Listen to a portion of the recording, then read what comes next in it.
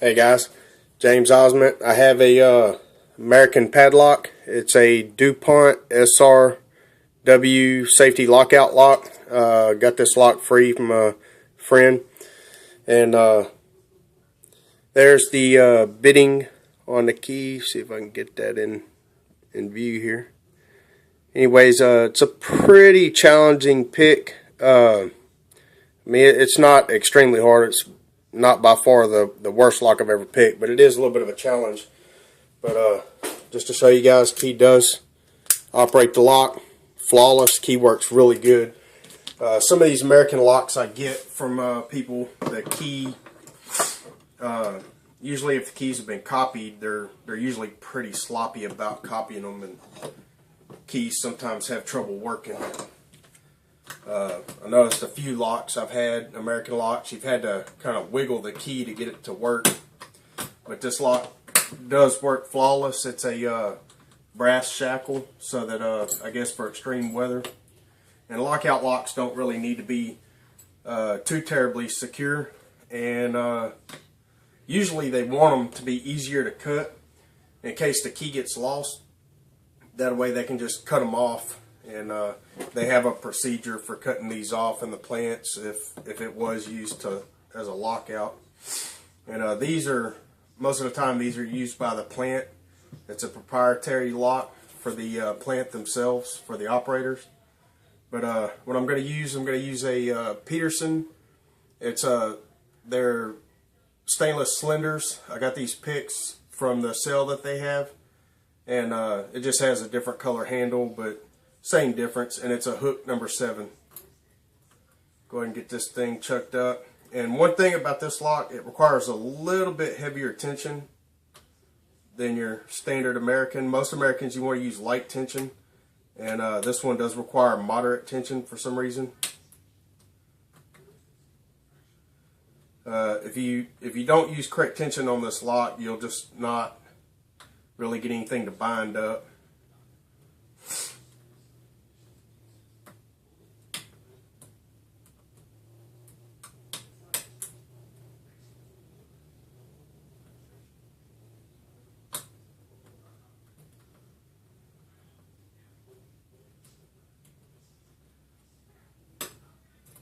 And there we go. I just had to barely nudge that last pin to get this thing open. Alright, let's get this thing out. Go ahead and get this screw out over here so I can gut it, show you guys what's in it. Alright, that ought to be good enough. Go ahead and drop all the guts in there. Set this aside for the time being. Let's get the picks out of the way. Key. Let's see, I'm going to need tweezers.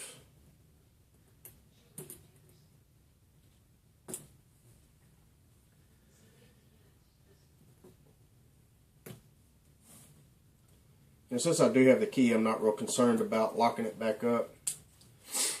I'm just trying to get a grip on this clip. There we go. Alright, get that rotated. On my, I had a battery here I was using. There we go.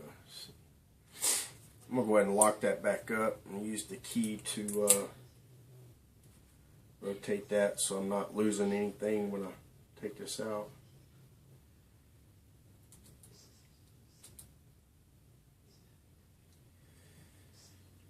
Alright.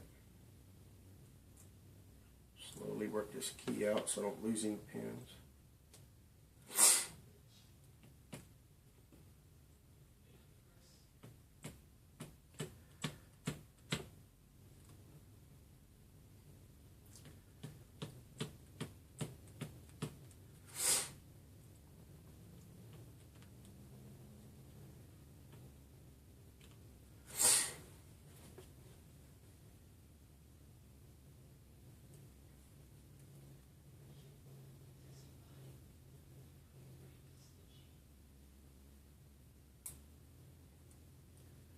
Okay, cylinder 1 was a spool, very long spool. 2 is a serrated.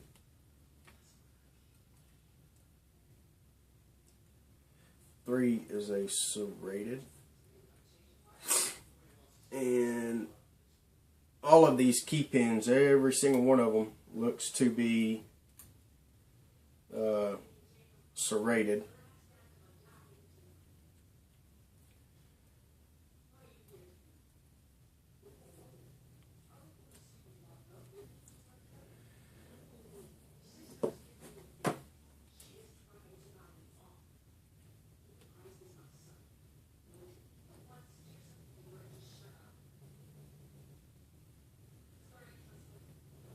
Let's get these arranged in the order that they were in, and then I'll get the magnifier and try to get some better lighting over here so I can show you guys what was in it.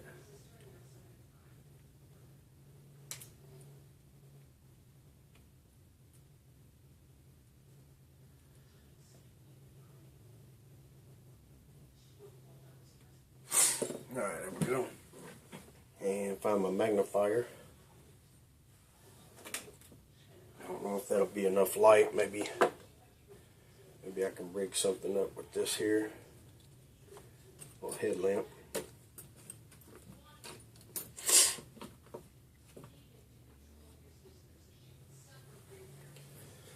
Alright.